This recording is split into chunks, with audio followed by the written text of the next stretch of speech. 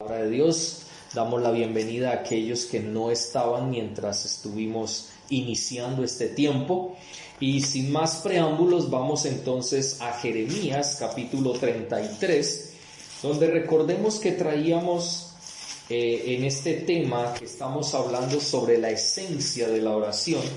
Y estábamos tomando este texto como ejemplo de lo que habíamos estado hablando. Habíamos estado hablando de no habéis podido velar conmigo, y decíamos que conmigo significaba una relación de intimidad, y hablábamos de lo que era la intimidad, que significaba ese consejo en confidencia, es decir, recibir un consejo de parte de Dios en confidencia, pero también hablábamos de esa reunión secreta para recibir instrucciones de parte del Señor en ese plan que ha establecido para nuestras vidas. También hablaba de que era esa relación era con los que le temen y quienes son reverentes, respetuosos y demuestran ese amor en honra, gratitud y obediencia al Señor. En segunda instancia decíamos que es una relación de clamor, y en medio de ese clamor hablábamos de lo que era Jeremías 33:3, que dice de la siguiente manera. Dice: clama a mí y yo te responderé y te enseñaré cosas grandes y ocultas que tú no conoces. Y estábamos hablando sobre lo que era el clamor. Hablábamos de que clamar era llamar o invocar por el nombre, es decir, por su carácter, por su magnificencia, por su dignidad, por su autoridad al del Señor. También hablábamos que era convocarlo a un encuentro con nosotros cara a cara, así como Moisés también convocó al Señor a ese encuentro cara a cara y estuvo cara a cara con él, y su vida fue transformada. Decíamos que era tener en cuenta que es ponernos bajo la protección de Dios, es constituir obviamente una oración que está motivada por una necesidad que reconocemos y que está dirigida al único que está dispuesto a responder y que es capaz de responder frente a nuestra necesidad. También decíamos que era hacerlo de esa manera a viva voz para llamar la atención de aquel con quien debe haber comunicación. No estoy diciendo que en ese sentido de que es gritarle al Señor, porque Él no es sordo. Lo que estamos tratando de decir es hablar con Él, decirle las cosas, no solamente pensarlas, sino hablarlas con Él, como habla usted con su esposo, con su esposa, o con un hermano, con una hermana, con su papá, su mamá, o con la persona que tiene a su lado, con sus hijos, o con amigos, o bueno, en general con cualquier persona. Dentro de eso también estábamos hablando de clama a mí, listo, yo te responderé, y decíamos que la palabra responder era mirar o prestar atención a alguien, y en segundo lugar decíamos reaccionar ante un llamado, y hablábamos o preguntábamos, bueno, ¿cómo responde el Señor a nuestro llamado? Y decíamos 4 cosas. La primera, cuando lo que se ora no es correcto, entonces Dios dice no. En segundo lugar, cuando el tiempo no es correcto, Dios dice despacio, espera. En tercer lugar, cuando la oración y el tiempo son correctos, pero nosotros todavía no estamos bien, entonces Dios dice crezca primero, vaya madurando, que cuando madure o cuando esté en crecimiento, cuando aprenda la lección de vida que quiero darle, entonces en ese momento Dios nos lleva al cuarto punto, que es cuando la oración, el tiempo y la persona están en el momento correcto. Dios dice adelante, esta es la respuesta que tengo para ti. Y en medio de eso entonces estuvimos mostrando un ejemplo de Ana, que eso fue lo que hablamos hace 2 semanas, lo que significaba derramar el alma ante Jehová, y mirábamos primero de Samuel 1:15, y decíamos que el significado era 5 puntos. Primero, ser humildes y sencillos, reconociendo que Él es Dios. 2, es desnudar nuestro corazón delante de Él. 3, es convertirlo a Él en lo más importante para nuestra vida. 4 es entregar todo nuestro ser a Él para unirnos a Él y su voluntad. Y 5, ser conscientes de lo que se dice, pide y se hace delante de Él. Y decíamos que habían 5 posibles o 5 razones por las cuales nosotros deberíamos derramar el corazón ante Jehová, ante Dios. Y la primera era que Dios escucha un corazón sincero. 2, decíamos que Dios sabe y conoce nuestro camino. 3, a Dios le importa nuestra vida. 4, el tiempo de Dios es perfecto. Y 5, Dios quiere transformar nuestra vida. 5 razones por las cuales nosotros deberíamos derramar el alma ante Jehová o ante el Señor. Entonces, bien importante, porque obviamente tiene que ver con lo que acabamos de mirar sobre, y Él responderá, clama a mí, yo te responderé. Ahora, también, aparte de respondernos, tenemos que pensar que el texto no solamente dice que Él va a responder, porque a veces nosotros pensamos que Él debe responder a nuestra manera, como nosotros le pidamos, y no de acuerdo a su voluntad. Por eso no queda hasta ahí. Dice, clama a mí y yo te responderé. Y dice, y te enseñaré. Interesante este término que tiene que ver con la enseñanza, con lo que es aprender algo de alguien. Y en este caso, no solamente Él está dispuesto a responder a nuestro clamor, a nuestro derramar nuestra alma delante de Dios, sino que en medio de todo Él nos quiere enseñar. O sea, Él nos va a responder, pero a la vez nos va a enseñar de acuerdo a su voluntad, qué es lo que quiere, qué es lo que nosotros debemos aprender. Y enseñar aquí significa 3 cosas que vamos a mirar en esta noche. En primera instancia significa informar algo que es de crucial importancia para el destinatario. Es decir, el término aquí está hablando del pueblo de Dios, obviamente. Le está diciendo a Jeremías, dile a mi pueblo, clama a mí y yo te responderé y te enseñaré, es decir, y te voy a informar cosas que son de crucial importancia para ti y para mi pueblo. Tenlo presente. Y vamos a mirar hoy en día que Dios también quiere mostrarnos, quiere manifestarnos cosas que son de crucial importancia para nuestras vidas, como destinatarios de lo que Él quiere enseñarnos, de su respuesta. Y eso es importante para ti y para mí también, porque no es solamente que Él responderá y ya. No, Él quiere enseñarnos, Él quiere manifestarnos cosas que son cruciales, que son muy importantes para nosotros. En segunda instancia, también significa que Él quería manifestarle a su pueblo y a su siervo que es lo que estaba establecido y que de otra forma no se hubiera conocido. Miremos, por ejemplo, Isaías 58, Isaías capítulo 58, versículo 1. Mire lo que dice. Clama a voz en cuello, no te detengas, alza tu voz como trompeta y anuncia a mi pueblo su rebelión y a la casa de Jacob su pecado, que me buscan cada día y quieren saber mis caminos, como gente que hubiese hecho justicia y que no hubiese dejado la ley de su Dios. Me piden justos juicios y quieren acercarse a Dios. ¿Por qué dicen ayunamos y no hiciste caso? Humillamos nuestras almas y no te diste por entendido.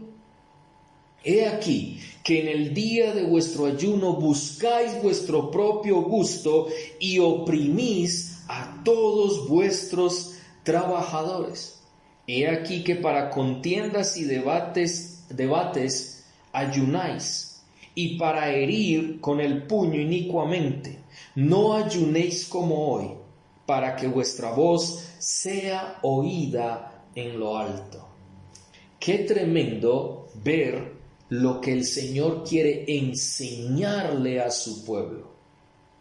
Isaías, otro profeta de Dios, escogido para llevar el mensaje del Señor, Dios le dice, mire, alce su voz en cuello, grite si es necesario, en otras palabras, porque dice, alza tu voz como trompeta, es decir, diga duro, hable fuerte, hable duro a mi pueblo y dígales que ellos están obrando de maneras equivocadas.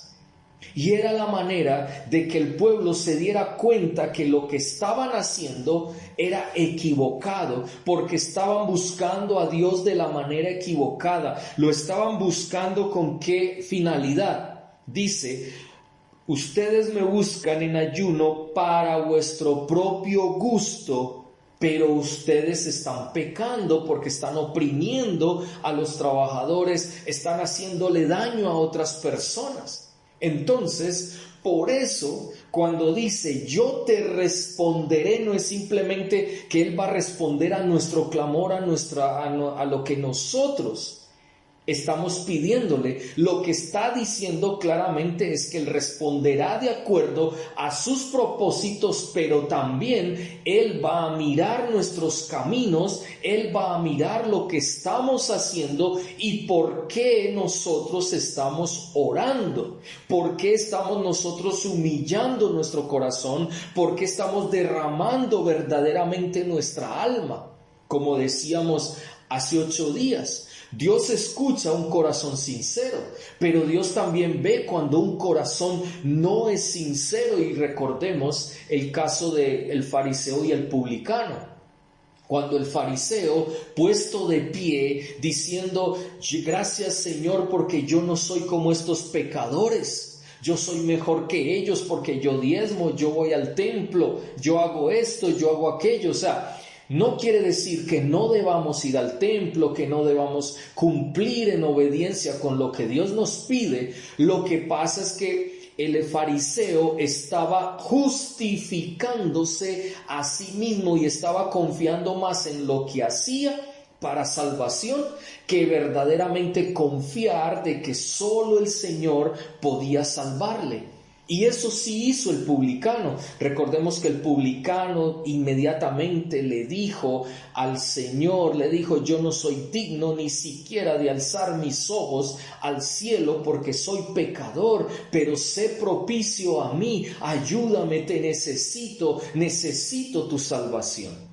Entonces Dios escuchó el corazón del publicano porque él sí era sincero con lo que decía, era sencillo, humilde, mientras el fariseo en orgullo no reconocía que necesitaba del Señor, porque él creía que con lo que hacía era más que suficiente para tener su conciencia tranquila, y no era así. Entonces sabemos que la segunda razón era que Dios sabía y conocía el camino del corazón del hombre. Entonces Dios sabe y conoce nuestro camino. Entonces Él tiene que manifestar lo que está establecido.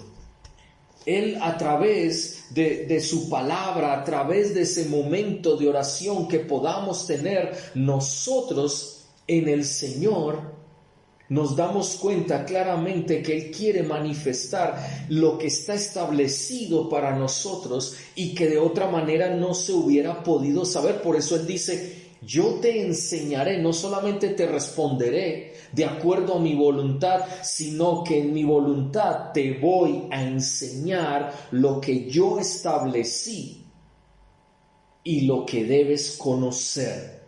Y que estaba a la vista o que está a la vista dándonos cuenta nosotros mismos de nuestra condición. Cuando nos damos cuenta de eso, ¿cómo no va a ser de crucial importancia lo que el Señor tiene que decirnos a nosotros? Lo que pasa es que a veces nosotros queremos tener una relación con Dios únicamente de una vía, es decir, de aquí para allá. Porque le hablamos, le decimos, le pedimos, le oramos, decimos una cosa, decimos otra, pero no esperamos su respuesta, no escuchamos lo que Él tiene que decirnos, lo que Él tiene que enseñarnos, lo que quiere que nosotros aprendamos.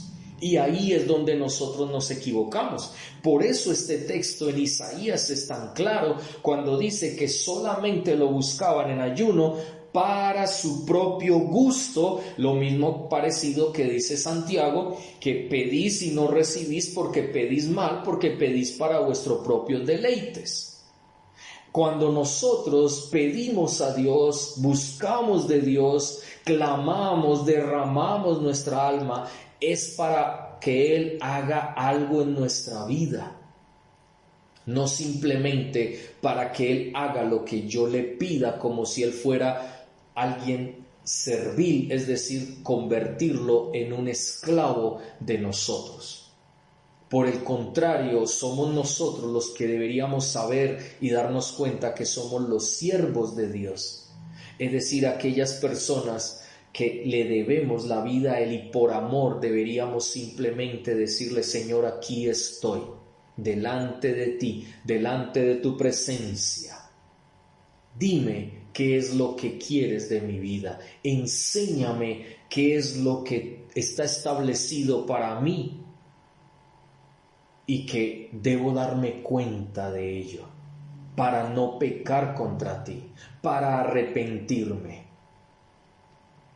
En tercer lugar, lo que también significa te enseñaré es un mensaje sobre algo que es de vida o muerte para quien lo recibe. Usted me dirá, pero ¿qué mensaje el Señor tiene para mi vida que sea de vida o muerte? Muy claro. O tenemos la vida en el Señor o tendremos la muerte sin el Señor. O somos del Señor o no somos del Señor. Y somos del mundo, del diablo, etc. Pero tenemos que tomar decisiones en nuestra vida. Por eso es muy claro el texto: y te responderé y te enseñaré. No podemos desligar la respuesta de Dios de la enseñanza de Dios, porque Él va a responderme de acuerdo a la lección que yo aprenda del Señor, de lo que Él quiere para mi vida. Y como hablábamos el miércoles, en el tema que traemos los miércoles y que nuevamente iniciamos sobre los peligros de una fe superficial, hablábamos claramente sobre eso y profundizábamos de que a veces vivimos circunstancias difíciles en nuestra vida porque Dios quiere que aprendamos lecciones de esas circunstancias duras, esos fracasos, esas pérdidas, esas angustias, esas tristezas que a veces vivimos en nuestra vida diaria o cotidiana, sean emocionales, mentales, de enfermedad o cualquier otro tipo de circunstancias que podamos estar viviendo. Y aquí cuando dice te enseñaré, está muy ligado a eso. Oramos para que Él responda así y Él va a responder ¿cómo? Enseñándonos qué es lo que Él pide de nosotros, qué quiere Él de nosotros en esa instancia, en ese momento difícil, en esa tormenta que estamos viviendo. Y sabemos que es para afirmarnos, para establecernos, para transformar nuestra vida, como pasaba con el pueblo de Israel en Isaías 58, 1 al 4 que leímos. Y usted puede seguir leyendo Isaías 58 y va a encontrar precisamente que Dios le dice a su pueblo cómo estaba pecando y qué estaba haciendo y qué necesitaba hacer para salir de ese pecado, de lo que ellos estaban realizando en ese momento y cómo debían hacer un verdadero ayuno, es decir, cómo debían buscar al Señor. No para su propio gusto, sino que debían buscarlo para ser transformados de acuerdo a la voluntad de Dios y de lo que Él ha establecido a través de su palabra. Entonces es un mensaje de vida o muerte. De vida porque obviamente si yo acepto el mensaje del Señor, la enseñanza del Señor, el Señor me va a responder con vida y vida en abundancia, como dice la palabra de Dios en Juan capítulo 10, cuando dice que el Señor vino para dar vida y dar vida en abundancia. No estamos hablando de la teología de la prosperidad, ni mucho menos. Estamos hablando de una vida en Cristo abundante en relación a todo lo que es nuestra vida en la tierra. Pero también la palabra de Dios nos enseña claramente que es de muerte, porque entonces nuestra relación con Dios puede llegar a morir. Puede llegar a morir. Y de acuerdo a eso, tenemos que pensar si alejados de Dios verdaderamente vamos a poder vivir en esta tierra. Y usted puede decirme, sí, yo vivo sin Dios, no hay problema. No, eso no es vida, estás sobreviviendo. No estás viviendo, estás tratando de sobrevivir. Pero estás muerto porque no tienes una relación con el Señor, porque no estás con el Señor, porque no andas conforme a lo que el Señor estableció. Por eso es un mensaje, una enseñanza de vida o muerte. Y para el pueblo de Israel era un mensaje de vida o muerte. Por eso les dice, mire, clamen, derramen su alma delante de mí, y yo les voy a responder. Les voy a responder, pero a la vez ustedes tienen que tener en cuenta que en esa respuesta les voy a enseñar qué es lo que yo quiero. Y cuando Él enseña, inmediatamente su respuesta la vamos a poder entender a veces. Por eso no entendemos las respuestas de Dios. Porque Dios no nos responde como nosotros quisiéramos que nos responda. Le hemos pedido al Señor, por ejemplo, Señor, guarda del mal a Julanito de tal, y resulta que le pasó algo malo para nosotros. Entonces empezamos a decirle, Señor, pero si yo te pedí esto, ¿por qué no lo guardaste de acuerdo a como yo te pedí? Ese es el problema. No recibimos la enseñanza del Señor de acuerdo a su respuesta, porque nuestra respuesta que esperábamos era de acuerdo a como nosotros, a nuestro gusto, a nuestro arbitrio, como queremos exigirle a Dios que obre, y no de acuerdo a como Él quiere obrar, conforme a su soberanía, de acuerdo a su voluntad para nuestras vidas. Por eso el Señor lo declaró, pedís mal, por eso no recibís. Porque cuando queremos recibir es de acuerdo a nuestra voluntad. Pero recordemos lo que Jesús dijo en el Padre Nuestro: hágase tu voluntad en el cielo como en la tierra. No dice, Padre, haz mi voluntad en el cielo como en la tierra. No, Señor. Está diciendo, haz tu voluntad en el cielo como en la tierra. Es muy claro para nosotros ese texto conforme a lo que Dios está diciendo para nuestras vidas. Entonces queda muy claro que no solamente Él va a responder a nuestro clamor, y por eso hemos dicho las 4 maneras como Dios puede responder a nuestro llamado. Hemos dicho, cuando lo que oramos no es conforme a la voluntad de Dios, Dios dice no. 2, cuando el tiempo no es el correcto, Dios dice despacio, espere en mí. 3, cuando la oración y el tiempo son correctos, pero nosotros no estamos bien, el Señor dice, primero aprende la lección de vida y responderé. Y 4, cuando la oración, el tiempo y la persona están en el momento correcto, Dios dirá, adelante, esta es mi respuesta. Por eso necesitamos no solamente una respuesta, sino aprender la lección que Dios quiere darnos a través de la enseñanza de su palabra para nuestras vidas. Es muy puntual y es muy clara la palabra de Dios para nuestras vidas. Así que pensemos en esto en esta noche. Ahora, volvamos a Jeremías 33:3. Y no solamente dice eso, sino que dice cosas grandes y ocultas que tú no conoces. Una de las cosas, y quiero introducir esta parte, cosas grandes y ocultas que no conocemos, quiero introducirla en el sentido de que infortunadamente muchas personas enseñan hoy en día algo equivocado frente a este texto.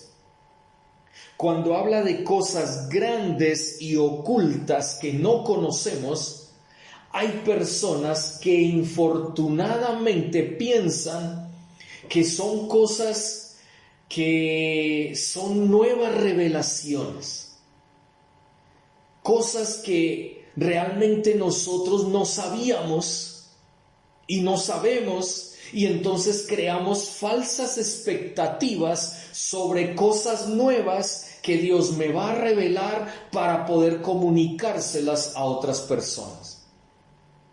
Bíblicamente, los términos que se manejan aquí para hablar de esto, grandes cosas y ocultas, es muy diferente a lo que muchos hoy enseñan frente a esto.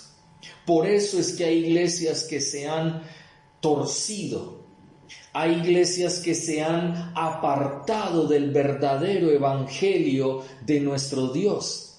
¿Por qué? Porque infortunadamente ellos han interpretado o malinterpretado este texto para decir cosas que no vienen de Dios y que no están en la palabra de Dios. Por eso tú y yo necesitamos entender y comprender la voluntad de Dios y qué es lo que verdaderamente dice este texto frente a lo que estamos hablando. Por eso quería introducir, porque quiero que veamos realmente cómo es lo que el Señor nos dice en esta hora, este texto, y qué quiere, qué significado tiene, cosas grandes y ocultas que no conocemos. ¿A qué se refiere? Y cuando hablamos de grandes cosas o cosas grandes, el término que se utiliza precisamente para hablar de grandes cosas tiene los siguientes significados. En primera instancia, está hablando algo que es de mucho valor e importancia para el pueblo y para su siervo. Por eso dice grandes cosas, algo que es muy importante, que el pueblo de Dios necesita conocer, debe saber, y que el Señor está dispuesto en su responder, está dispuesto a enseñárselo al pueblo para que el pueblo pueda comprender lo que Él quiere de sus vidas. Entonces, cuando vemos esto, podemos empezar a entender que cualquier cosa que Dios quiera hablarnos es grande. No importa que venga de la palabra de Dios misma, porque es que a veces, por eso le digo, cuando nosotros decimos grandes cosas o cosas grandes y ocultas, inmediatamente se nos viene como un pensamiento de una expectativa, como uy, el Señor me va a revelar cosas nuevas. Y entonces perdemos el norte, perdemos la visión de lo que Dios nos está diciendo, que Él lo que quiere es enseñarnos cosas de mucho valor e importancia para nuestras vidas. Y miren, vamos a mirar el texto. No podemos hablar de un texto sin su contexto. Y vamos a mirar. Vamos al versículo 1. Dice: vino palabra de Jehová a Jeremías la segunda vez, estando él aún preso en el patio de la cárcel, diciendo: así ha dicho Jehová que hizo la tierra, Jehová que la formó para afirmarla, Jehová es su nombre. Entonces le dice: clama a mí y yo te responderé y te enseñaré cosas grandes y ocultas que tú no conoces. Porque así ha dicho Jehová, Dios de Israel: acerca de las casas de esta ciudad. ¿Qué cosas importantes de mucho valor el Señor le iba a enseñar a su pueblo? Dice acerca de las casas de esta ciudad y de las casas de los reyes de Judá derribadas con arietes y con hachas. Y dice el 5, porque vinieron para pelear contra los caldeos, para llenarlas de cuerpos de hombres muertos, a los cuales herí yo con mi furor y con mi ira, pues escondí mi rostro de esta ciudad a causa de toda su maldad. Era importante, era de vida o muerte la enseñanza, el mensaje que Dios quería darle a su pueblo, de decirle qué estaba pasando, qué sucedía con las casas del pueblo de Israel y las casas de los reyes de Judá que fueron derribadas.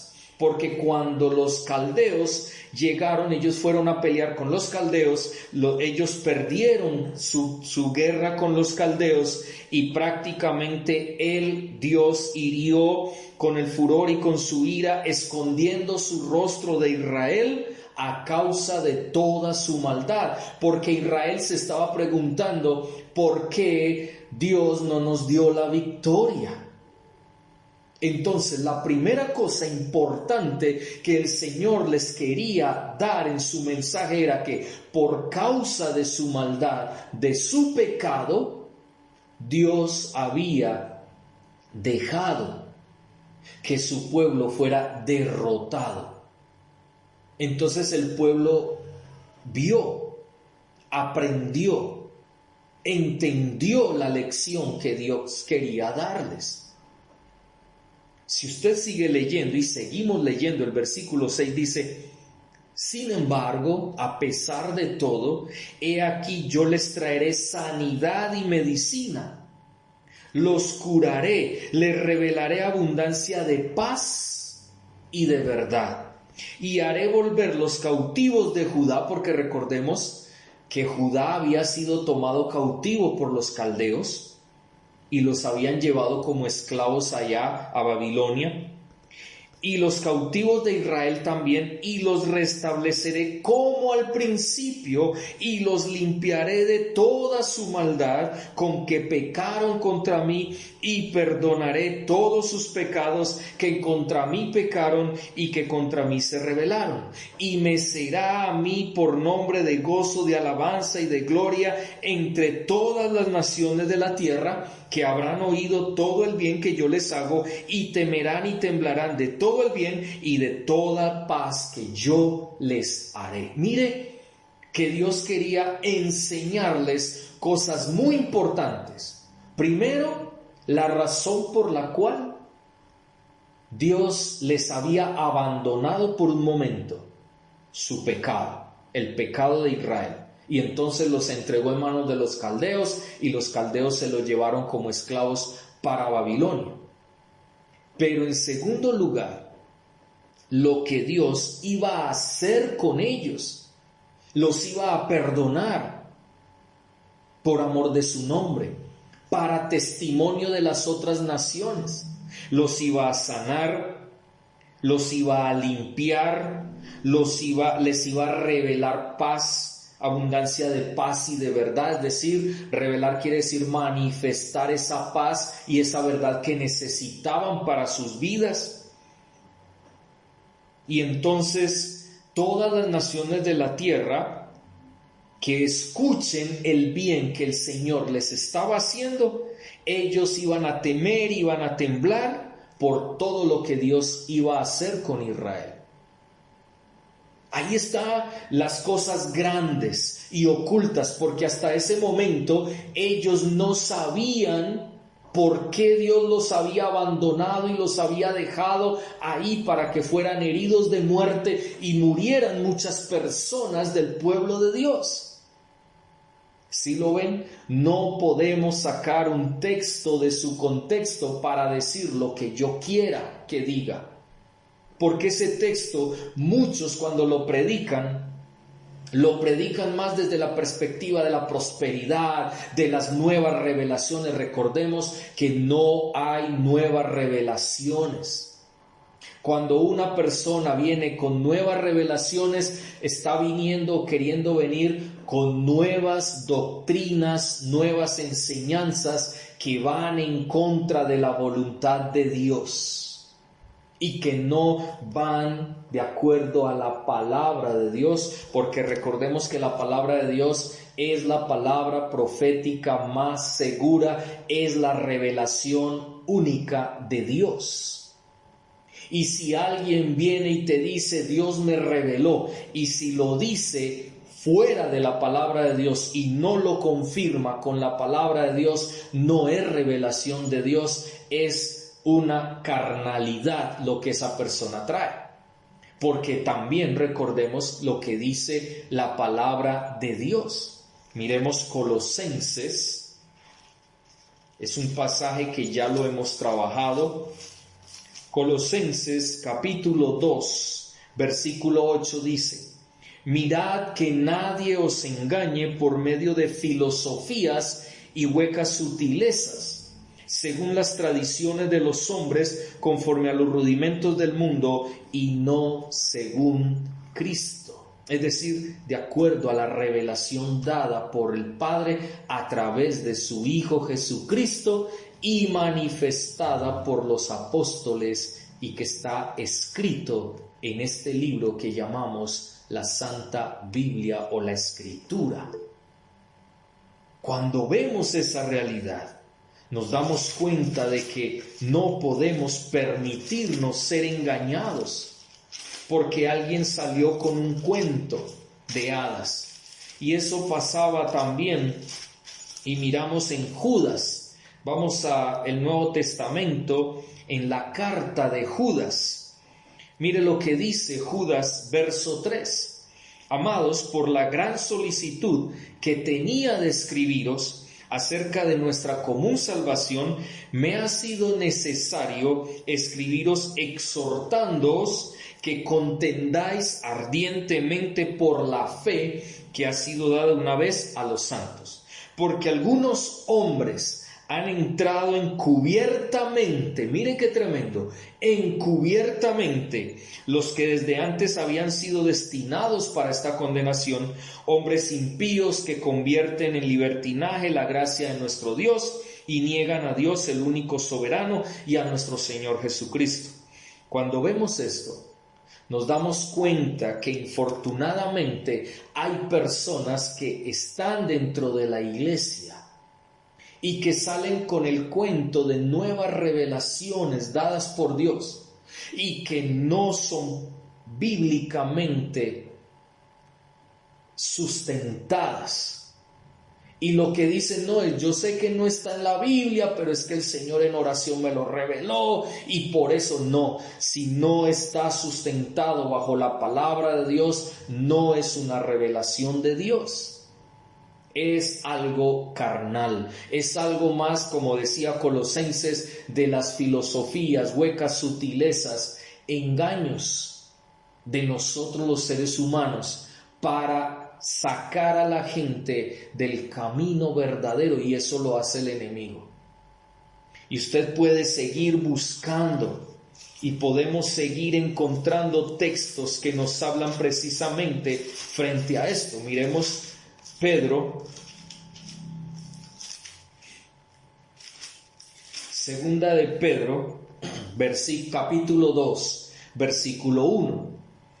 Pero hubo también falsos profetas entre el pueblo, como habrá entre vosotros falsos maestros, que introducirán encubiertamente herejías destructoras, y aún negarán al Señor que los rescató, atrayendo sobre sí mismos destrucción repentina. Y muchos seguirán sus disoluciones, por causa de los cuales el camino de la verdad será blasfemado. Ahí vemos claramente la misma situación. Y es claro, y hay muchos textos más. Podríamos en esta noche hablar de varios textos donde los apóstoles hablaban precisamente de lo que iba a suceder en los postreros tiempos.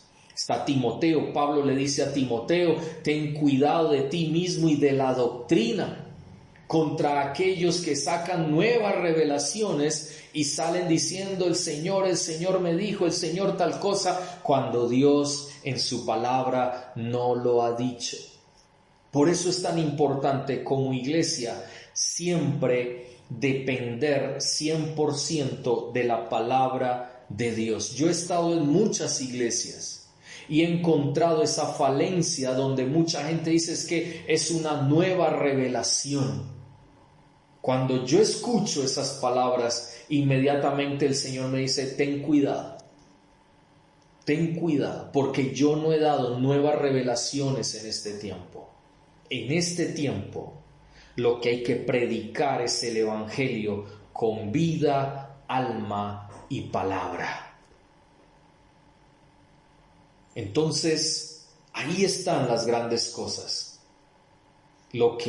El por qué, la razón que el pueblo no sabía, no conocía, que para ellos en ese momento estaba oculto, y ellos preguntaban: ¿por qué fuimos derrotados? ¿Por qué fuimos llevados a Babilonia siendo esclavos si somos el pueblo de Dios? Y Dios les muestra y les manifiesta un mensaje que era importantísimo que lo supieran, pero también era importantísimo que supieran lo que el Señor quería hacer con ellos, que era perdonarles, como hablamos ahorita, sanarles, curarlos, revelarles abundancia de paz y de verdad, librarlos de la esclavitud de Babilonia y volverlos a Jerusalén, a su pueblo, a esa tierra que Dios había escogido para ellos. Los limpiaría de toda maldad y serían para Dios nombre de gozo, porque todas las naciones de la tierra escucharían el bien que Dios había hecho con ellos, y por eso temerían y temblarían las otras naciones. Temerían y temblarían por ver la obra de Dios en favor de su pueblo. ¡Qué tremendo! Cosas grandes, cosas grandes. Uno podría decir: no, eso es un detalle, no importa, así tú piensas que es un detalle. En ese detalle están las cosas grandes y ocultas que no conocemos. ¿Cuántas veces Dios ha hecho cosas pequeñas, cosas medianas, cosas grandes? Porque para nosotros siempre es pequeño, mediano o grande. Nosotros todo lo tildamos de esa manera en cantidad y ponemos eso, pequeño, mediano o grande. Para Dios no, para Dios todo es grande porque Él lo hace por amor, lo hace con amor para nosotros. Nosotros también deberíamos considerar todo lo grande que Dios ha sido con nosotros. O yo te pregunto, ¿tienes techo o estás por ahí en la calle durmiendo? ¿Tienes vestuario, calzado o estás desnudo? ¿Tienes comida o estás sufriendo de hambre? ¿Tienes trabajo o no lo tienes? Y si no tienes trabajo, ¿acaso Dios no te ha ayudado, no ha puesto a personas que te ayuden mientras te da el trabajo? Dios nos ha sostenido. Tu vida, puede ser que estés enfermo, pero a pesar de todo, Dios te ha sostenido.